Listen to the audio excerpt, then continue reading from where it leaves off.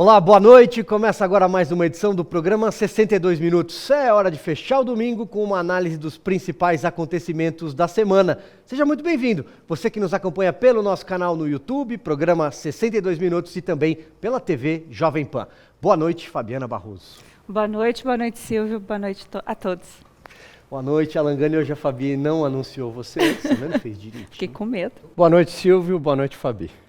É isso, e olha aí, há uma tela de distância, mas em um lugar mais ou menos diferente nessa noite. Paulo Figueiredo, eu vou fazer como locutores esportivos falavam no rádio, né? Quando não tinha imagem. Onde é que você está? Direto do Texas, direto de Dallas, Texas, do CPAC. Muito bem, daqui a pouco você explica mais ou menos como é que é esse evento muito bacana. Para quem ainda não conhece, está nos assistindo hoje à noite, eu aproveito para convidar justamente você a se inscrever no nosso canal, programa 62 Minutos no YouTube. Essa sua inscrição é muito importante para que o nosso debate, sempre em defesa da liberdade, aqui a gente mostra os fatos como eles são, chegue a mais e mais pessoas. Também convido para seguir os perfis nas redes sociais. Olha, nós estamos no Twitter, no Facebook, no Getter, no Instagram, lá é @P62Minutos, tem sempre conteúdo extra, melhores momentos, uma foto divertida e, é claro, a sua participação sempre fica registrada nos 2 minutinhos finais do programa de hoje. Programa de hoje que eu queria começar com um tema diferente. As eleições, o despiora da economia ficam para já, porque a Câmara dos Deputados aprovou nessa semana um projeto que determina o fim das saidinhas da cadeia, sabe? Aquele pessoal que sai para trabalhar, estudar, mas para passar festas de fim de ano e some, desaparece. Depois acaba preso novamente por outros crimes, muitas vezes piores. Pois é claro que não se trata de 100%, mas pode ter certeza que é a maioria. 411 deputados votaram nessa semana o projeto, que passou e agora segue para o Senado. Agora, adivinha quem votou contra? Vamos lá, produção, vamos mostrar o placar da votação. Para quem está nos assistindo aí, vamos jogar a imagem na tela, olha lá. Né? Então você tem 411 votos, e o sim e o não ali. O não significa o quê? Não queremos acabar com a saidinha da cadeia. Quem votou não? PT, PSOL, PCdoB, PSB e aí, é claro, tem alguns deputados que fugiram à regra da orientação da liderança das bancadas. Depois, eles não querem que a direita fale que eles passam a mão na cabeça de bandidos. E aqui, passando a bola primeiro para a Fabi, aproveitando o saber jurídico da Fabi, que é advogada também, começando por ela, também queria parabenizar o deputado Capitão Derrite, aqui de São Paulo, que defendeu, que ergueu essa bandeira pelo fim das saidinhas. Parabéns, deputado Capitão Derrite. Fabi. É isso mesmo. Primeiro também quero deixar meu parabéns aí ao Derrite, fez um belíssimo trabalho. É o seguinte, o Brasil tem um problema enorme com a criminalidade altíssima, e não somente altíssima, como também extremamente violenta. E eu sou a pessoa que tenho como teoria, né, ser punitivista. Eu vejo muitos advogados, até de direita, falando que são garantistas. Isso para mim dá um bug, porque não tem como você minimizar o que é crime e as condições, né, de crime no Brasil, se você não tiver com que a pessoa cumpra a pena estabelecida. Então, aquela visão, né, que a esquerda tem de, coitadinhos, tem que ressocializar. Gente, a gente está falando de coisas, penas porque as pessoas vão pagar pelo que elas fizeram. O que elas vão ser no futuro depende depois se elas conseguirem passar aquele tempo preso. E esse projeto Derrite tem um avanço muito bom para a sociedade, que coloca ali a obrigatoriedade de laudo pericial para poder soltar bandidos de periculosidade, seja na saidinha ou para sair definitivamente da cadeia. Só para dar um exemplo aqui, a Suzane não passou no dela. Então, isso é importante continuar. E pôde deixar a penitenciária no Dia das Mães. Né? E no Dia dos Pais. Absurdo, né, Silvia? A Fabi falou muito bem. A prisão, ela tem uma função, primeiro, punitiva, né, afastar o bandido da sociedade, e também fazer com que sirva de exemplo para que novos crimes não aconteçam. Veja, se você cometer um crime, você vai ficar preso. Esse é o objetivo principal de você prender. O que é objetivo secundário é a ressocialização, é reeducar o criminoso. Acontece que na visão da esquerda, que acha que tudo é um produto social, portanto, o bandido não tem culpa de nada, ele deve ser ressocializado. Afinal de contas, ele cometeu um crime porque é essa sociedade capitalista, opressora. Veja que até 2020 ocorreram 24 mil saidinhas. A gente está falando de 24 mil bandidos, entre eles traficantes, estupradores, assassinos, que estavam às soltas. Muitos deles cometem crimes bárbaros justamente durante a saidinha, como ficou emblemático no caso do bandido Lázaro. Exatamente. Bom, Paulo Figueiredo, eu vou retomar aqui algo que eu falei agora há pouco, quando eu mostrei o placar de votações, os partidos que votaram contra. Eu sei, por exemplo, que a gente não pode falar que o partido XX tem ligação com a facção criminosa YYY, mas fica difícil ver determinados parlamentares escandalizados. Meu Deus, acabaram com as saidinhas da cadeia, né? E são parlamentares de partidos de esquerda, desses que a gente mostrou aí. Fica complicado, né? Por que eles passam a mão na cabeça de bandido, então?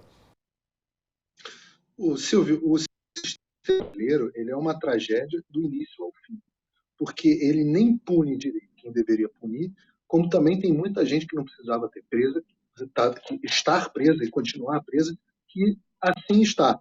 Você vê que aqui nos Estados Unidos, o Donald Trump aprovou uma reforma do sistema penal em 2019, se eu não me engano, justamente acabando com a prisão, com a necessidade de você manter encarcerado pessoas que tinham cometido os crimes menores não violentos. No Brasil, a direita sequer considera ter essa discussão. Aí, por outro lado, você tem a questão das pessoas que deveriam estar presas e cumprirem as suas penas com regimes de progressão absolutamente pornográficos, porque o sujeito comete um crime grave e fica muito pouco tempo preso, e ainda tem esse diabo, ou ainda tem, né, porque ainda não foi votado no Senado e sancionado, mas você ainda tem essa saidinha, que é uma coisa absolutamente de maluco, com a desculpa de que é para você manter a integração e o convívio familiar, uma coisa de louco. Ou seja, o sujeito comete um crime grave, ou que qualquer que seja o crime, e em vez dele cumprir a sua pena, de vez em quando ele tem uma saidinha, e a gente vai acreditar, olha a sociedade, a gente vai acreditar que um criminoso vai topar voltar sempre voluntariamente para a cadeia. Ora, quem acaba não voltando são justamente os piores, os que nós mais precisávamos que voltassem para dentro da cadeia. Então, eu acho até essa discussão que a Fabi falou entre punitivismo e garantismo no Brasil prejudicada. Porque aqui nos Estados Unidos, por exemplo, os garantistas são aqueles que garantem os direitos e as liberdades civis. Enquanto no Brasil, o garantista, na verdade, é o bandidólatra, é o que ama bandido. Então, essa discussão acaba sendo prejudicada. O sistema penal brasileiro é uma loucura. Parabéns por essa primeira iniciativa de acabar com essa saidinha, mas tem muita coisa ainda para ser feita, muita coisa para ser feita para os dois lados. Tanto para a gente não manter na cadeia e acabar, assim, formando e tornando criminosos mais graves pessoas que não precisavam estar presas, porque existem outras formas de punição também que podem ser muito severas, quanto para nós não termos esses regimes de progressão que são um verdadeiro escárnio. Muita coisa para ser feita nesse setor. Eu acho que a discussão não é tão ideológica nesse momento, e sim concordarmos que o sistema penal brasileiro é uma desgraça e não funciona do início ao fim. Eu concordo com você, Paulo, e aliás incluiria nesse desgraça, nesse balaio aí, a questão da audiência de custódia. Mas eu vou passar aqui mais uma rodada, Fabi, e aí eu vou sim misturar um pouquinho de eleição, um pouquinho de ideologia porque o Brasil nós estamos aí há praticamente 50 dias, pouco mais, das eleições, né? E o Brasil vai se deparar, o eleitor brasileiro, com uma verdadeira encruzilhada, com dois projetos absolutamente antagônicos. Não vou mergulhar aqui em questões de modelo de Estado, vou deixar isso para mais para frente, quando a gente falar de economia, o Alan vai trazer observações sobre isso, mas seguindo aqui na área da segurança pública, Fabiana, você veja, temos aqui de um lado, a defesa, por exemplo, de redução da maioridade penal, acho que já passou da hora do Brasil enfrentar isso. As saidinhas acabaram agora, ainda falta o Senado. Espero que os senadores, atenção, senadores, cumpram o seu papel, principalmente aqueles que não estão muito preocupados com eleições, têm mais 4 anos de mandato, votem com a consciência. Tem a audiência de custódia, que eu citei aqui, e uma legislação mais dura antiterrorismo, para acabar com o domínio de cidades, novo cangaço, para acabar com invasões de MST e por aí vai, e além, é claro, de drogas, né, endurecer a legislação. Do outro lado, o outro projeto que quer voltar à presidência da República defende furto por necessidade. Você estabeleceu, for roubou, mas era por necessidade, não vai dar nada, não vai preso. A audiência de custódia já nasceu de lá.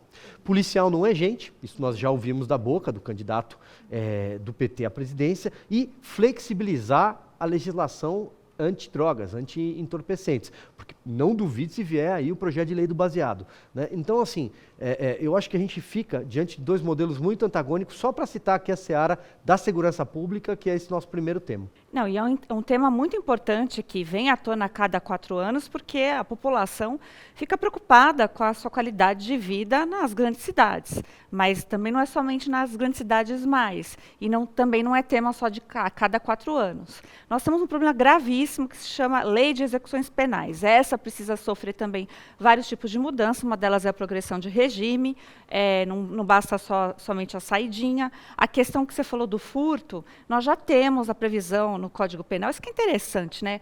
O furto de menor potencial ofensivo, lá, que é o furto de bagatela, que realmente se você for primário e cometer um furto que geralmente, se for um mercado, etc., a pessoa nem processa, e se for processado por primariedade, vai acabar dando uma cesta básica, já existe. Então, esse projeto que a esquerda quer lançar é uma coisa assim, só para deixar claríssimo que você pode reincidir até nesse crime de tipo famélico, né, que você está furtando por necessidade. Em relação às drogas, o projeto da esquerda no Brasil e na América Latina é assustador, porque realmente, né, quer dizer ali, tadinho de quem está consumindo um pequeno porte ali de drogas, e isso está alinhado com uma agenda todinha que tem a ver também com o contexto que a gente está falando mundial e principalmente da esquerda, que é da América Latina. Então, existe um projeto de poder onde se enaltece bandidos e prejudica cada vez mais o cidadão e o cidadão de bem, o que me deixa com muita preocupação, porque nós ainda continuamos, por mais que os projetos em relação à CAC estejam melhorando, mas o brasileiro médio comum fica ainda esperando a polícia. Então, a polícia jamais pode ser criminalizada, né? Eu falei essa semana num programa, mas vou repetir, falei das Forças Armadas. Quem não gosta de policial é bandido. Exato, Fabi. Só um detalhe que eu acrescentaria aí, quando a gente fala furto por necessidade, você muito bem lembrou que já existe uma previsão legal para, enfim, a pessoa que foi lá e roubou um chocolate para comer, ou coisa tal. Não estamos falando disso. Nós estamos falando de um recado que vem de cima, e de cima significa o candidato do PT à presidência da República aqui falou o seguinte: coitado daquele menino, os meninos estavam roubando celular, pô. Estavam roubando celular ali. E ele também falou com os meninos que sequestraram a Abílio Diniz, coitados, né? Veja bem, Alan. Crime de sequestro, um crime gravíssimo. E veja, a gente tem uma amostra grátis do que está acontecendo no estado da Califórnia, nos Estados Unidos, onde é crime roubar, mas na prática não acontece nada se você furtou até $500. O segurança não pode nem colocar a mão no bandido. Então a gente tem imagens aí onde o bandido entra na loja, faz um saque numa farmácia e não acontece absolutamente nada. Imagine uma situação dessa no Brasil. O ponto é que a esquerda ela é a favor sempre da desordem, da descriminalização do próprio crime, da descriminalização da pedofilia, um tema que custa muito caro à esquerda, mas eles entendem que ele é um doente, né, o pedófilo, vítima dos seus impulsos, portanto, ele não deve ser afastado da sociedade, na visão da esquerda, e a descriminalização também das drogas. Inclusive, tem ministros ministro do Supremo no passado, né? Um ministro popstar, um ministro que dá entrevista, um ministro ativista, um ministro político, que ao invés de se candidatar a deputado federal, ele faz lobby pela descriminalização da maconha, no fundo a descriminalização de qualquer droga e do aborto. É verdade, hein, Paulo Figueiredo? Daqui a pouco a internet não esquece. Não esquece, tem um vídeo circulando nessa semana do Barroso, numa reunião com vários advogados, inclusive o Cacai, onde ele diz que ele, como ministro do Supremo Tribunal Federal, todas as decisões dele a respeito de posse de drogas em pequena quantidade, diz que menos de 1 quilo, que eu acho bastante, mas ele diz que todas essas decisões, quando vem dele, as decisões são sempre garantistas. E o que me impressiona nesse tipo de conversa é que o ministro despudoradamente admite que ele não aplica a lei do Brasil. Ele aplica o que ele quer, o que ele acha que na ideologia dele deveria valer. E isso é absolutamente incrível, que ele admita sem o menor pudor. Né? A brasileira precisa discutir, sim, várias questões referentes a drogas, referentes à posse de pequenas quantidades. O lugar para essa discussão é o parlamento. E também, óbvio, impressiona que habeas corpus e decisões e julgamentos de traficantes de aviãozinho, de vaporzinho de tráfico de drogas, vão parar na mão do Supremo Tribunal Federal. Esse é o tamanho do poder e do inchaço do nosso Supremo Tribunal Federal. Agora, o Alan fez uma boa discussão e eu acho que os Estados Unidos têm 2 bons exemplos para você dar nessa questão de criminalidade. O primeiro exemplo, eu citei agora há pouco, tem a ver com a reforma que o Donald Trump fez no sistema penal americano, onde vários crimes que davam a cadeia deixaram de dar cadeia. A pessoa continuou processada, ela ainda continuou podendo ir para a cadeia, mas não necessariamente vai preso por crimes de pequeno potencial ofensivo. E com isso você aliviou um pouco as prisões aqui e você deixa de fato manter presos pessoas que não precisam ser e acabam saindo da cadeia pior do que entram. Mas, por outro lado, você tem um exemplo negativo da Califórnia, que o Alan estava citando bem aqui. Na verdade, são $900. Tá? Até furtos já tem $900, que são equivalentes a quase R$5.000. Furtos de $900 não são sequer processados. Não estamos falando de que não são punidos com cadeia, não. A pessoa sequer é processada por crimes de $900. E você teve... Isso está se multiplicando por dentro dos Estados Unidos e a experiência é horrorosa. Na Califórnia, você tem várias redes grandes, como Walgreens, CVS, são redes grandes de farmácia e mercados, postos de gasolina, que estão tendo que fechar as suas lojas, porque senão entra um cara lá, e tem milhões de vídeos circulando na internet, entra um cara lá, rouba, vai embora como se aquilo fosse o mercado particular dele. E quem paga a conta disso é o comerciante e o consumidor. Várias lojas estão tendo que manter, por exemplo, um segurança armado dentro da loja, que passa a ser um custo extra e encarece os produtos, encarece a coisa para o dono da loja e encarece a coisa para o consumidor. Então, você tem experiências aqui fora que podem ser apreendidas para um lado e para o outro. Mas o que você pode dizer é o seguinte: se você torna a criminalidade solta e liberada, você destrói a economia e quem acaba pagando o pato são o consumidor e o comerciante. Claro, a sociedade se torna mais violenta como um todo. Pois bem, vocês citaram aqui a figura do ministro do Supremo Tribunal Federal e também do TSE, até pouco tempo, ele presidiu a corte, né, o ministro Luiz Roberto Barroso. É dele que a internet não esquece nesse domingo. Ontem, mas no meio da audiência nem deu para... Eu brinquei que eleição não se ganha, se toma. Se toma. Eu queria lhe apresentar, você fez a referência. Está com som? Não, pode ser que sim, pode ser que não.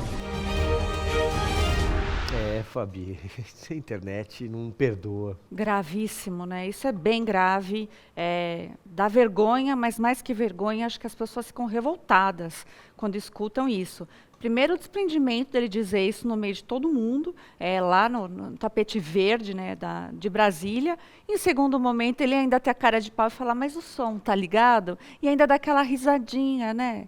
Olha, eu acho que está muito claro quais são os problemas do Brasil, e um deles, as pessoas de bem já sabem, né? É preciso mudar esses ministros do Supremo que estão fazendo isso. Então, a gente vive falando do Pacheco, o Pacheco acabou de fazer um discurso essa semana, belíssimo, só que não, né? Enaltecendo as urnas e etc., só para a gente ver como está aparelhado. Então, o que nós temos constitucionalmente, porque nós somos que gostamos de tudo certinho, né, o que está na lei, a lei diz que o controle de constitucionalidade deveria ser, então, pautar o impeachment de um dos ministros. Estaria um bom exemplo aí, porque militância partidária está no crime lá está colocado na lei de impeachment. Então, isso fere, né, a nossa honra e, mais do que a nossa honra, as nossas legislações. Então, é preciso realmente mudar. Espero que a formação do próximo Congresso Nacional nos favoreça isso. Os senadores, acordem enquanto é tempo. Tá aí um político que realmente empolga multidões. Rodrigo Pacheco, imagina ele discursando, já que você citou. Agora, Alan, a diferença talvez desse vídeo, né, é que naquela época o ministro Luiz Roberto Barroso e outros ministros perguntavam se o microfone estava desligado. Né? Agora eles falam abertamente e falam em palestras no exterior.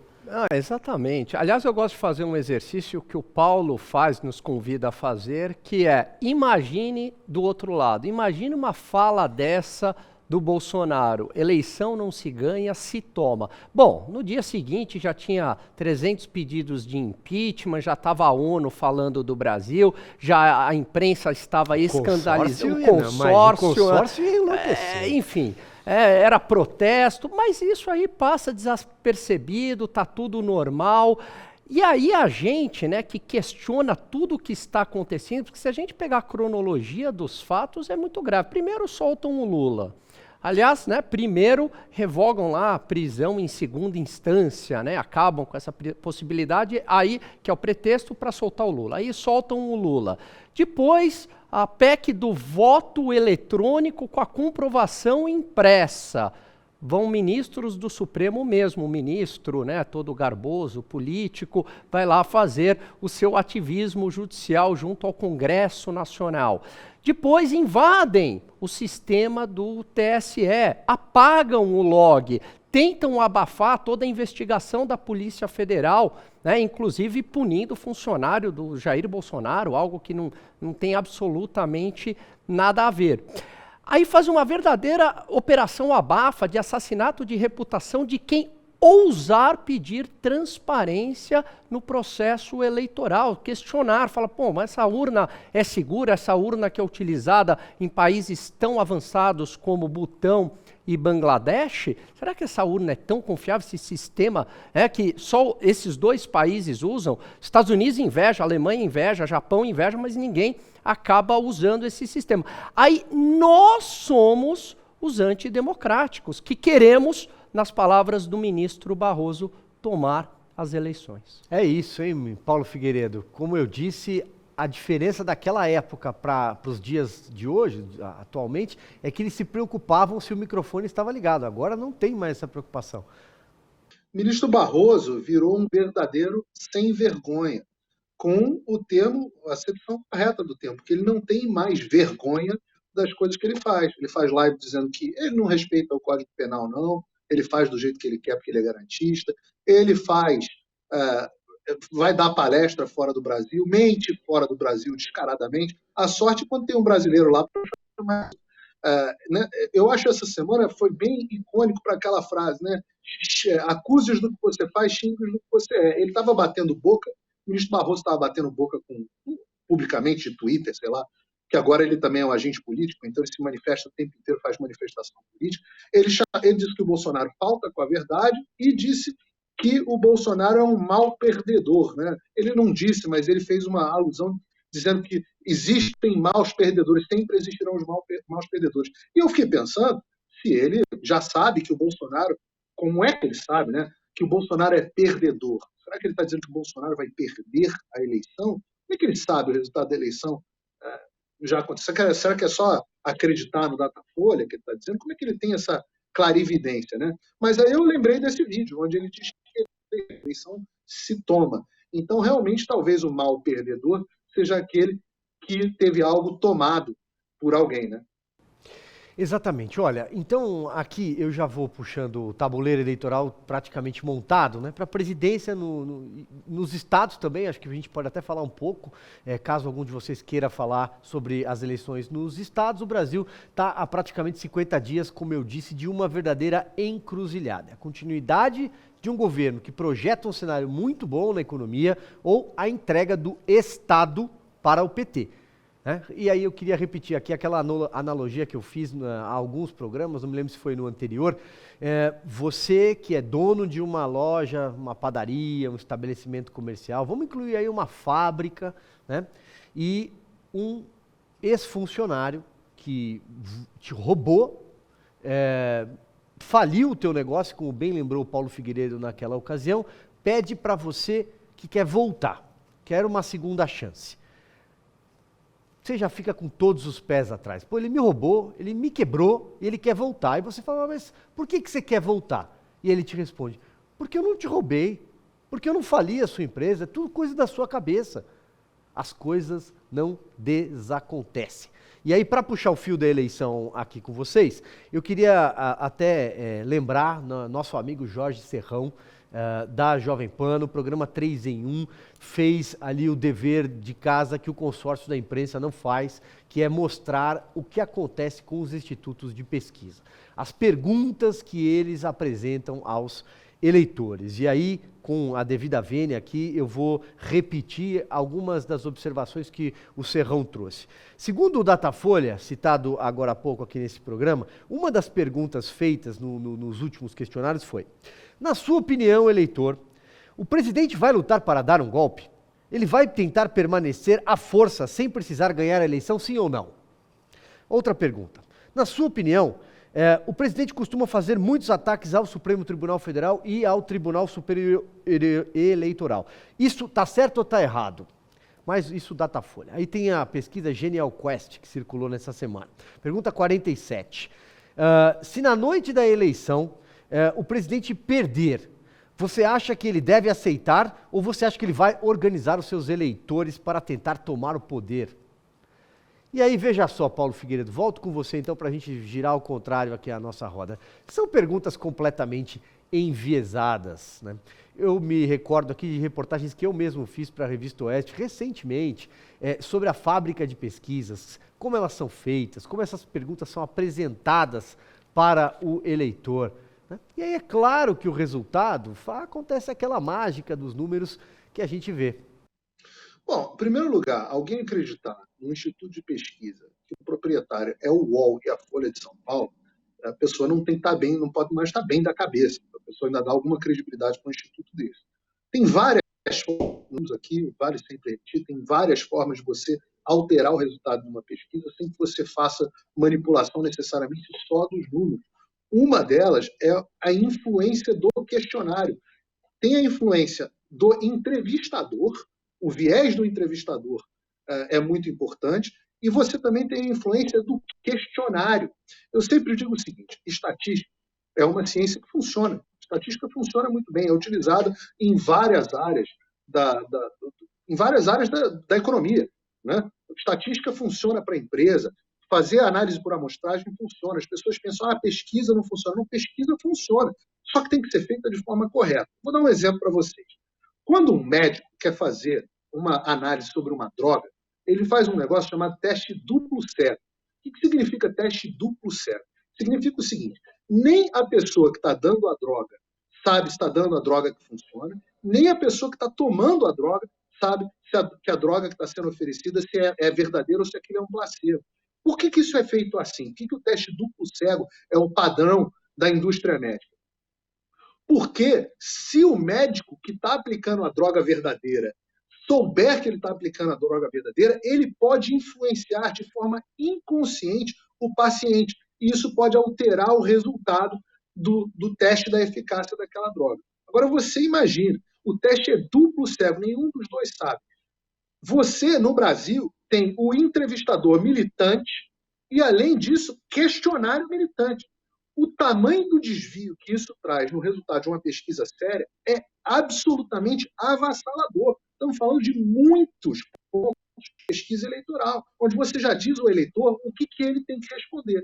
Então, eu digo para vocês, isso eu diria que beira ao criminoso um instituto de pesquisa fazer um trabalho desse. Sabidamente, qualquer pessoa que estudou estatística, qualquer pessoa que tem conhecimento dessa área, sabe que isso é uma atitude deliberada, não é acidente, não é incompetência, porque isso é muito estudado nessa cadeia. E aí vem sempre porque as pesquisas erram tanto, né? O Paulo falou muito bem, quase nada a acrescentar na fala do Paulo. Além do viés de amostragem, você pode construir a sua amostra indo num bairro que só tem eleitores ali do Lula, por exemplo. Essa forma da construção da pergunta, a forma que você coloca a pergunta. Do jeito que está aí, esse trabalho belíssimo que o Serrão acabou fazendo, não passaria numa banca de mestrado de uma faculdade meia boca. Não passaria. Eu falo isso, né, eu sou da academia, tenho doutorado, não passaria numa faculdade meia boca, porque tem um viés de seleção. Não passaria nem de TCC de graduação um troço desse. Eu também acho. Eu queria acrescentar no exemplo que o Silvio deu de uma analogia, né, que é um ex-funcionário que te roubou, vai voltar no emprego, vamos acrescentar então. E ainda esse ex-funcionário fez amizades com seus vizinhos, aqueles que não prestam, aqueles que também vão roubar se você ficar aí bobeando no muro, ou seja, na fronteira. Digo isso porque tem umas ditaduras estabelecidas e que a esquerda adora dar um dinheirinho nosso para esse pessoal. Diga aí o Porto de Mariel, que também não deixa esquecer, não é mesmo? E vamos aumentando essa analogia, né? E além de ter feito amizade com os vizinhos, o bonde não vem vazio, não. Vem só não, vem cheio. Tem muita gente. É domingo, né? Vamos tentar descontrair diante de notícias tão complicadas. Olha, chamou a atenção nessa semana a fala do ministro Paulo Guedes, né? Ele estava num evento da XP Banco de Investimentos, né?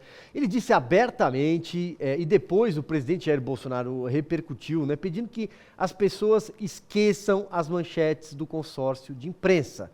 O mas, sabe aquele mas, já virou piada em qualquer lanchonete, em qualquer padaria, no almoço da família, no domingão. Seguramente alguém falou assim para você, você pode pegar um copo para mim? Aí você respondeu assim, eu posso, mas já virou, né?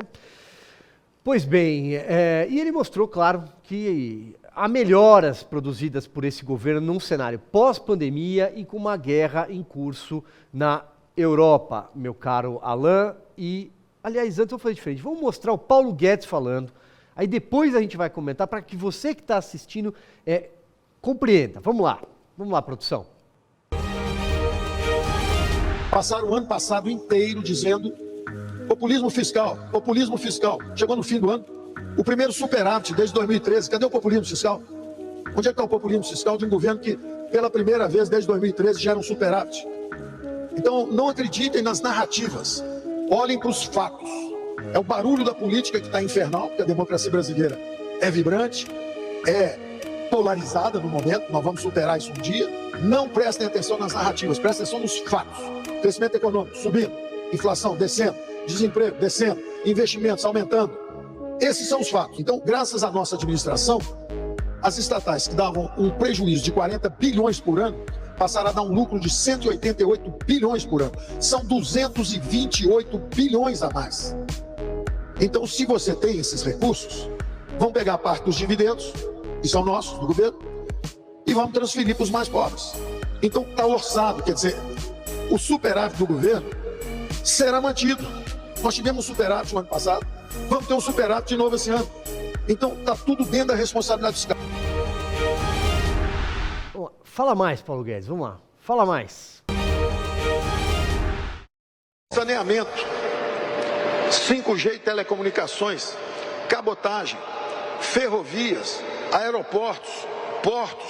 Nós temos 890 bilhões de investimentos já contratados, compromissos de investimentos. Grandes empresas brasileiras e internacionais nos pagaram 160 bilhões de sinal pelo direito de investir 890 bilhões nos próximos 10 anos. Para você ter uma ideia do que é isso, são 80 bilhões por ano. Isso é 10 vezes o que o super-ministro nosso gastou esse ano, por exemplo, o ministro Tarcísio. Extraordinário. Aliás, eu não sei se eu posso falar, mas vocês estão, de repente, próximos de ter um excepcional governador. Então, são 800 bilhões.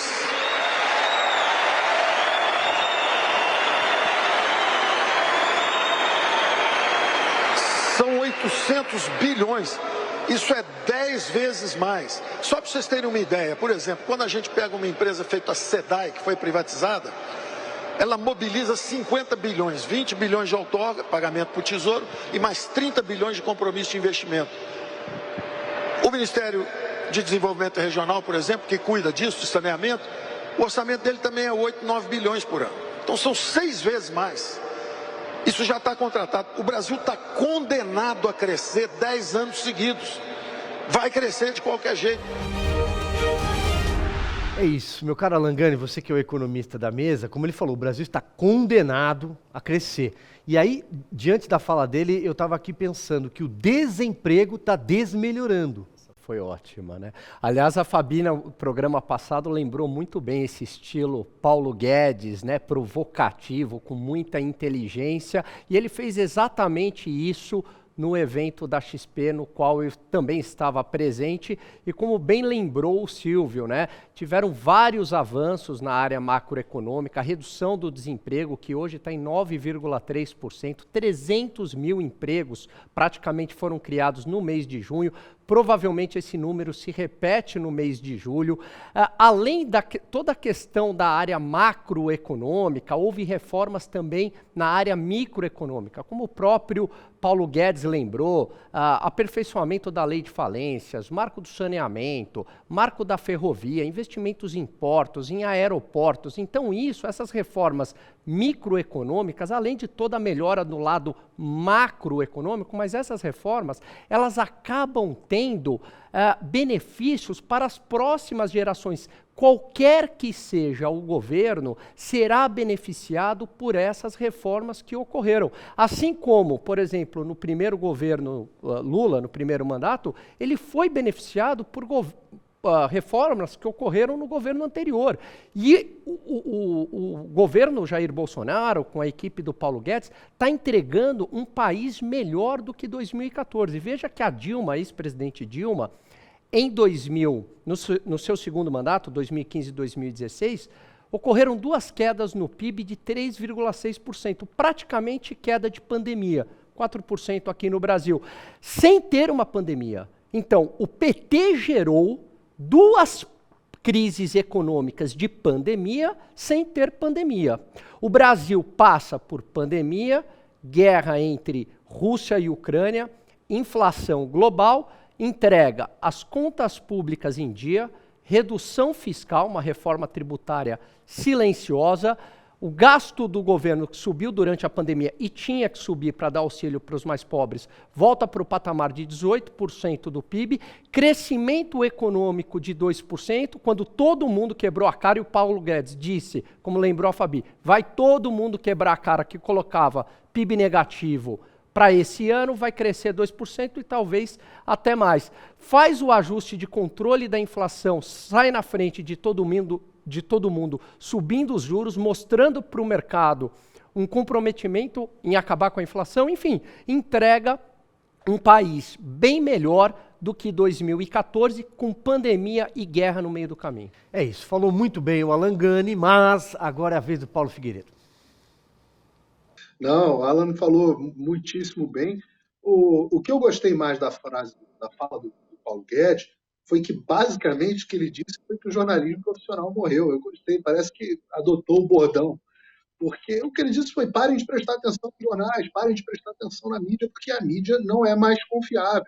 A mídia hoje virou uma máquina de militância. É por isso que as manchetes tomaram esse ponto. Hoje tem o ministro da Economia do Brasil dizendo: parem de acreditar no jornal. Realmente é uma vergonha a forma como a imprensa aborda a economia. Eu sempre fico abismado com a leitora que comenta lá na Globo, a forma descarada, o pesar que essas pessoas têm quando dão as boas notícias do Brasil e escondem, dão uma relevância muito pequena para notícias que deveriam ser imensamente comemoradas.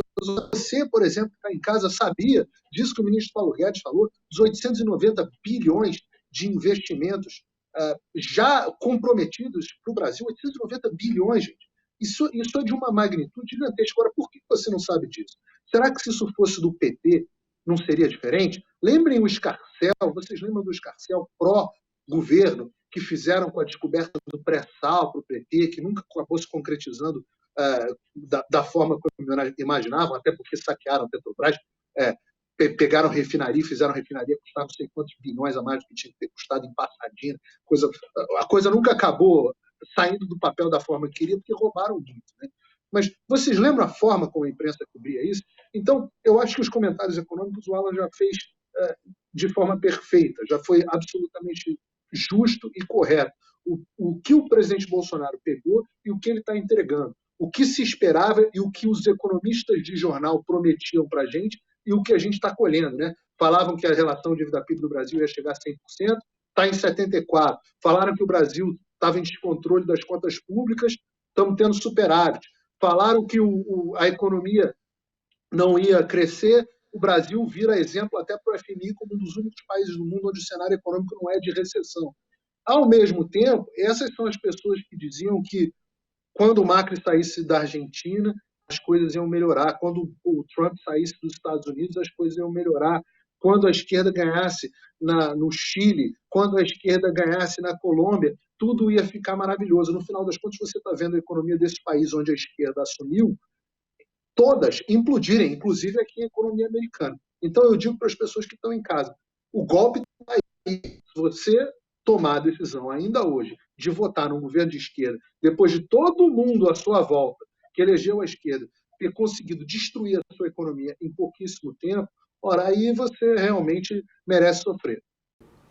É verdade, Fabi. E aí, repito também o que a gente falou na semana anterior, né? Quando as manchetes de economia passaram a ser positivas e o MAS cansou, eles também cansaram do MAS, a economia sumiu das páginas porque veio a cartinha, né? Verdade. E aí eu gostaria de estar na plateia, viu, Alan, para poder aplaudir o ministro Paulo Guedes de pé. Ele merece. Porque, além de tudo, ele não é político, mas ele fala, né, como se fosse político, e é o que eu chamo Paulo Guedes irônico.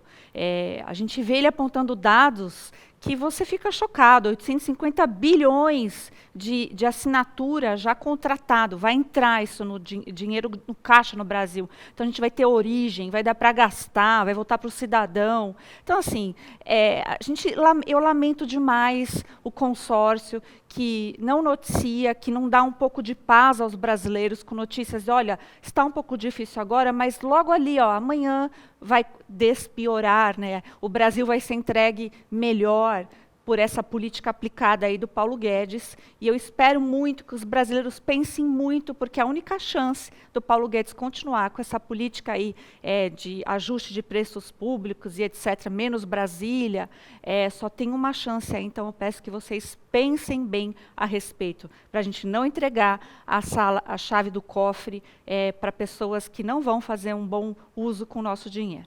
Isso eu vou continuar me questionando, né? Vamos esconder as manchetes de economia, porque vem aí a carta. Vamos escrever uma carta. Derrubar a República. Olha, dá tempo de mais um tema aqui? Vamos lá. O clima ficou tenso na visita da presidente da Câmara Americana, a democrata Nancy Pelosi, a Taiwan essa semana. Temos imagens da chegada do avião? Vamos jogando na tela enquanto a gente vai falando. Olha lá, essa é a chegada, né, da comitiva escoltada. A China, evidentemente, não gostou, né, Alan Gani? Conta pra gente aí um pouco faz um resumo do... Pois é, como se não bastasse uma pandemia, como se não bastasse lockdown, como se não bastasse toda a provocação na guerra entre Rússia e Ucrânia. Não estou falando que o Putin está certo, mas os Estados Unidos não fizeram nada para evitar, muito pelo contrário, provocaram, esticaram a corda, instigaram este conflito até o limite, Rússia e Ucrânia, e agora, desnecessariamente, fazem uma visita na figura de Nancy Pelosi, provocando nada mais, nada menos que a China. Acontece que você não está lidando com o Iraque, você está lidando com um país que é problemático. A pergunta a ser feita, eu tenho condições de enfrentar a China? Tenho um profundo respeito, admiração pela ilha de Taiwan, né, que é independente em relação à China. A ilha se tornou ali independente, né, no regime socialista, enfim. Mas os Estados Unidos eles devem ser mais prudentes nas suas ações. Inclusive, a própria população de Taiwan não gostou nada disso, parte da população, porque isso agora dá um motivo concreto, talvez a gente não concorde com o motivo, mas dá a fagulha, dá o motivo para a China eventualmente invadir Taiwan. Veja que foram feitos exercícios militares ao redor da ilha, bloqueio naval, bloqueio do espaço aéreo, sanções econômicas. Se a gente lê, por exemplo, o jornal chinês Global Times, que é escrito em inglês para a gente poder ler, e na verdade não tem imprensa livre lá, é o recado do governo chinês para o Ocidente. Eles estão falando o seguinte, olha, a opinião do jornal, a China deve contra-atacar se escalar este conflito. A China está avisando. Assim como Putin avisou de que, se os Estados Unidos continuassem a insistir com a questão da OTAN, eles iriam invadir. Existia uma lógica na ação do Putin. Não estou falando que ela é correta, mas ela era previsível. 7 intelectuais de ponta nos Estados Unidos, desde 2008, eles acabaram prevendo o que iria acontecer. A mesma coisa com a China. Então parece que o Partido Democrata, o Deep State norte-americano, entrou no modo suicídio on. Só a gente procura o que tem na cabeça da Nancy Pelosi para fazer algo desse tipo. Ô Paulo, como é que isso repercutiu aí nos Estados Unidos, hein? Inclusive num momento de CPAC, né, em Dallas, é isso onde você está? Exato, eu estou no CPAC, maior evento conservador do mundo. E, na verdade, eu vou fazer um contraponto ao que o Alan disse. Existe um certo consenso, tanto entre republicanos e democratas, de que a visita da Nancy Pelosi foi, sim, acertada a Taiwan. Na verdade, o que vem acontecendo há bastante tempo é que os Estados Unidos têm mostrado uma posição fraca e subserviente à China. Desde 1997, se eu não me engano, o último presidente da Câmara, speaker da casa, como a gente chama aqui nos Estados Unidos, o último que tinha ido tinha sido o republicano Newt Gingrich. Naquela época, a China era um país muito menos forte do que é hoje, principalmente a China alcançou o tamanho do poderio dela um pouco durante o governo George W. Bush, mas principalmente durante o governo Barack Obama, que era o melhor amigo da China. Então, veio em muito boa hora, se você perguntar a minha opinião, essa visita da Nancy Pelosi à China. Eu não sou simpático a Nancy Pelosi, mas ela foi absolutamente correta e foi muito feliz, e isso tem se refletido, inclusive, nas pesquisas, favoravelmente ao Partido Democrata. Há muito tempo que o Congresso americano, na figura do Partido Democrata, vem muito enfraquecido politicamente. As audiências do 6 de janeiro, que é a CPI do 6 de janeiro, foram muito desgastantes para o Partido Democrata, mas nesse momento ela conseguiu alcançar alguns pontos, a opinião pública americana vem repercutindo muito bem. No final das contas, quem saiu enfraquecido desse processo foi a China, que no Global Times, que o Alan Gunny cita, chegaram a ameaçar derrubar o avião da Nancy Pelosi. Os Estados Unidos botaram essa imagem circulando em todas as redes para mostrar, olha, quem manda no mundo ainda somos nós. E os chineses botaram o galho dentro. O que puderam fazer foram exercícios militares, que eles já vinham fazendo, fizeram um exercício um pouco mais forte, que não conseguiu, não teve significado nenhum, e deixaram de cooperar em algumas coisas, inclusive, vejam vocês, nas questões de mudança climática, nos acordos de mudança climática. Ora, que ninguém está nem aí. Isso, no final das contas, representou para a China o seguinte: calem a boquinha, sentem no cantinho de vocês, que quem manda no mundo ainda é o poderio americano. E respondendo a sua pergunta, Alan, sim, os Estados Unidos têm condições de fazer frente à China, e a China tanto sabe disso, que é só por isso, e apenas por isso, que não invadiram Taiwan. O que os Estados Unidos precisam continuar fazendo, e, na verdade, vale lembrar, essa política foi reforçada pelo Donald Trump, que antes, no governo Trump, tinha mandado, se não me engano, o secretário de Comércio à China, tinha sido o mais alto oficial dos Estados Unidos a visitar Taiwan, o mais alto oficial dos Estados Unidos a visitar Taiwan. Os chineses também deram os mesmos faniquitos. O Trump mandou o secretário, aumentou a venda de armamentos para Taiwan. Taiwan tem recebido caças de última geração, tem recebido mísseis, baterias antiaéreas de última geração, tem se armado cada vez mais. Os Estados Unidos têm armado também cada vez mais o Japão, e o foco militar americano e estratégico americano está saindo do Oriente Médio e se voltando para o Pacífico, que é uma estratégia assim, acertada dos Estados Unidos. Então, a repercussão foi muito positiva e rara, uma ocasião rara, em ambos os espectros da política, tanto entre conservadores quanto em democratas, porque essa pauta de uma postura mais dura contra a China é uma pauta muito forte dos republicanos aqui, e por isso a Nancy Pelosi acabou tendo um raro momento de apoio bipartidário. Tá vendo? Para quem diz que a gente só concorda nesse programa. E você, Fabio, o que você pensa? Eu vou discordar do Paulo Figueiredo fortemente, porque eu acho o seguinte, vai ter uma reunião do Partido Comunista Chinês, o PCCH, em novembro. Eu acho que se tiver uma guerra militar travada no mar sul da China, é outra questão, assim como eu acho também que se tiver uma guerra militar no mar Mediterrâneo, a Rússia leva forte, não existe parte bélica dos Estados Unidos aí que vai conseguir segurar. Eu acho que a guerra na Ucrânia nos mostrou isso. O exército ucraniano está derretido com toda a ajuda que foi mandada para lá. E pior, todas as armas que estão na Ucrânia podem parar aí no Oriente Médio, naquelas regiões de conflito. Tem uma região que é conflito no mundo inteiro, preocupante. O nome dele se chama Irã. Irã, existe a preocupação hoje real no mundo. Então, a Nancy Pelosi foi fazer essa brincadeirinha para ficar bem no mercado americano, porque só pegou para os americanos bem isso, sendo que o mundo está por uma pólvora, ou por uma palavra, ou por um errinho. Esses exercícios militares, se errarem, começa simplesmente um conflito mundial. Está todos os países preparados para isso. Nós temos condutas na economia severas aí que todos os países estão preocupados com isso, e não existe mais sanções econômicas que possam assegurar esse bloco oriental, o que é extremamente preocupante, porque a gente precisa pensar que China e commodities está na mão deles, a gente querendo ou não. Então é tarde para lamentar, mas a gente precisa falar de fatos, e fatos consumados são esses. Não dá para brincar com o país hoje, que é o país mais rico do mundo e que tem uma população mundial, uma densidade demográfica gigantesca, se aliar à Rússia e à Índia. É super preocupante o que está acontecendo no mundo. Muito bem, olha, a gente tem mais alguns minutos. Diga. Não, eu estou dizendo que o país mais rico do mundo são os Estados Unidos, não é a China. Ainda continua também o país mais poderoso do mundo.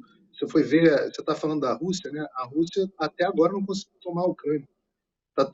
É claro, todo mundo esperava que a Rússia já tivesse tomado a Ucrânia. Se tem alguma coisa que está transparecendo nessa ofensiva militar russa, não é o poderio russo, mas a falta de poderio russo.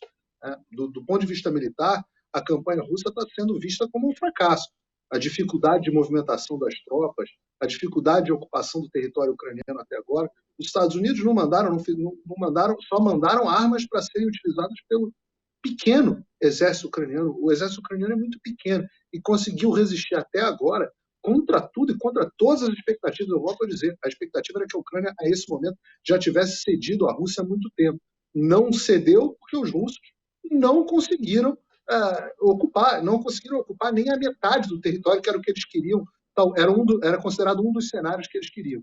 Em relação ao Mar do Sul da China, a China realmente tem bastante poder lá no Mar do Sul da China, mas se eles tivessem condições de impor as vontades deles, você pode ter certeza que eles teriam imposto. Porque a China considera que todas as águas internacionais do que se chama Mar do Sul da China, mas na verdade são áreas internacionais, eles dizem que aquele território é todo deles. E os americanos fazem questão, com frequência, há bastante tempo, de fazerem exercícios de navegação livre para garantir justamente que aquele território é área internacional. Gente, o que garante a paz não é falar fino. O que garante a paz é o tamanho do porrete. O que garante a paz foram os investimentos que o Donald Trump fez nas Forças Armadas Americanas durante o mandato dele. O que garante a paz é a superioridade tecnológica dos Estados Unidos, a capacidade operacional dos americanos. Não adianta falar fino com a China, porque falar fino com a China é fraqueza. E o que causou a guerra na Ucrânia não foi excesso de força americana, foi excesso de fraqueza, com os Estados Unidos tendo um presidente em condições débeis, depois de um fracasso no Afeganistão e um fracasso no restante do Oriente Médio, um fracasso nas relações com o Irã, um fracasso no mundo inteiro. Foi isso que causou o conflito na Ucrânia. Achar que o que causou o conflito na Ucrânia foi força, ou achar que o que vai causar conflito na China também é força, é um erro estratégico. Bom, em vez de mudar de tema, vamos seguir nesse, então, já que esquentou. Diga mais uma rodada, então. Fabi, depois o Alan. Vai. Só para lembrar aqui, o exército ucraniano é o segundo do leste europeu, não é tão fraco assim.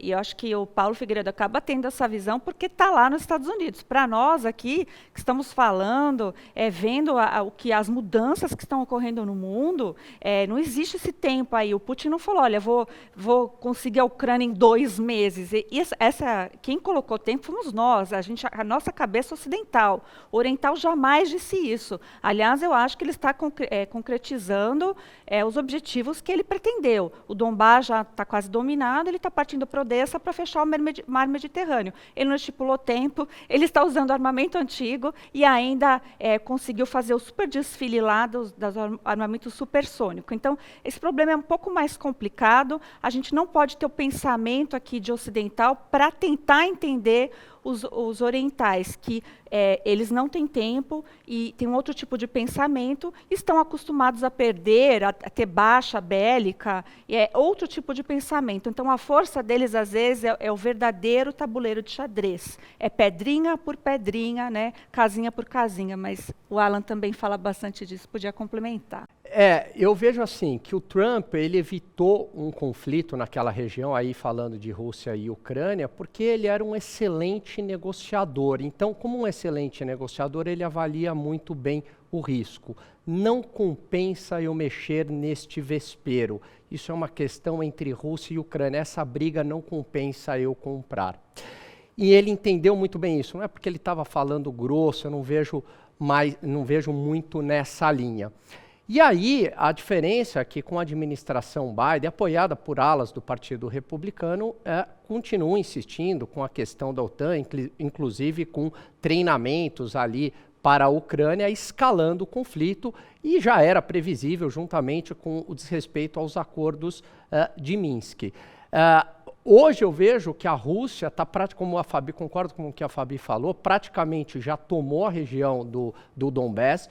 Os Estados Unidos acreditaram que com as sanções quebrariam a Rússia em 1 semana, não aconteceu, provocando uma corrida bancária, uma mega inflação. As sanções voltaram contra o próprio Ocidente, a Ucrânia sai enfraquecida dessa guerra, e o que eu vejo que é pior de tudo, você jogou a Rússia no colo da China. Em algum momento da história, eu vou precisar da Rússia para conter a China. Como eu precisei da Rússia para conter o nazismo, como eu preciso da Rússia para conter o Irã no Oriente Médio, como eu preciso da Rússia para fazer o serviço sujo na Síria que o seu Obama, no governo Obama, gerou. Então eu vejo que foi um erro estratégico por parte dos Estados Unidos e mais uma provocação desnecessária.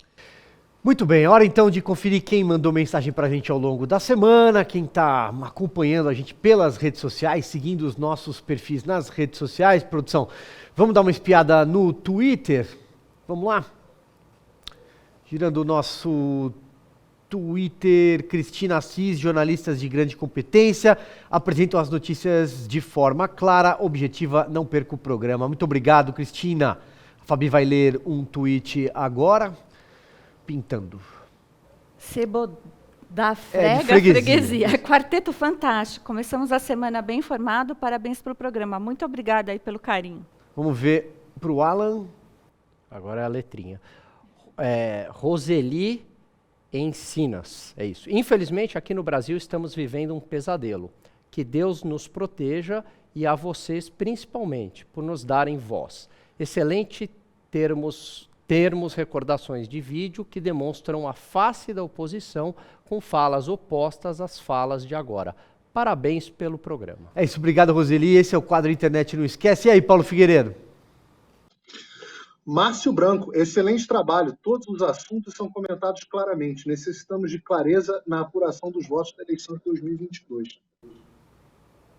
Perfeito, exatamente. Isso que a Roseli lembrou agora há pouco, que é o nosso quadro Internet Não Esquece. Você também pode participar mandando vídeos, mandando material pra gente. Eu vou fazer esse giro de tweets hoje um pouquinho mais curto, porque eu queria que o Paulo Figueiredo, a gente fala tanto aqui nesse programa de consórcio da imprensa, né? Temos ali até de certa forma a coragem de ir na contramão do que muita gente está falando em todos os veículos de comunicação, os mais tradicionais, talvez a velha imprensa, a gente possa chamar assim. Eu queria que o Paulo desse um recado. Você que nos acompanha, que gosta de um programa que, na verdade, funciona justamente como um contraponto à cobertura da imprensa, você tem a oportunidade agora, nessa semana, de adquirir o meu curso, A Morte do Jornalismo, onde eu explico como o jornalismo se tornou um dos alicerces das democracias modernas e como a militância de esquerda transformou esse jornalismo numa ferramenta de propaganda das suas ideias hoje em dia. E eu mostro todas as técnicas que eles usam para manipular você. Então, quem tiver interesse, pode entrar em www.amortedojornalismo.com, mas é só essa semana. Perfeito, Paulo Figueiredo está dado o recado. Fabi, até semana que vem. Até semana que vem, obrigada a todos. Paulo Figueiredo, aproveita o CIPEC aí. Até semana que vem, Alan. Valeu, Silvio, Fabi, Paulo e a nossa audiência. Paulo, bom evento aí, bom CPEC para você. Até domingo que vem. Já estou indo embora, o CPEC já está acabando. Bom domingo para vocês.